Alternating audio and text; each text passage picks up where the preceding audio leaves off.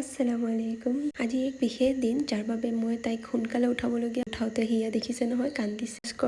Brush কৰাই তাইক পানী খাবলৈ দিলোঁ। পানী খাবলৈ বিশেষ টান পায় তাই। তো পানী খুৱাই পেলাই মই তাইক গা ধুৱাব লৈ গ'লোঁ আৰু গা পা ধুৱাই মই তাইক একেলগতে কাপোৰ চাপোৰ পিন্ধাই ৰেডি কৰি ল'লোঁ। কাৰণ দূৰ জেগা তো আমি সোনকালে ওলাবলগীয়া হ'ব। তাইক ৰেডি কৰালোঁ আৰু ময়ো তাৰ লগতে একেলগে ৰেডি হৈ ল'লোঁ আৰু আমি যাবলৈ ওলাইছোঁ। আজি মোৰ ডাঙৰ দাদা আইৰাৰ বৰদেউতাৰ এংগেজমেণ্ট হয়, তাতে আমি গৈ আছোঁ।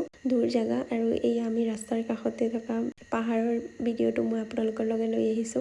ৰাস্তা অলপ বাট নাযাওঁতেই তাই টোপনি লাগি গ'ল আৰু তাই টোপনি গুচি গ'ল আৰু ৰাস্তাতে পোৱা এটা গাড়ী যোনটো হ'ব পাৰে ফাৰাৰী হয়, মই বিশেষ নাজানো তাৰ বিষয়ে। তো দেখালোঁ আপোনালোকক।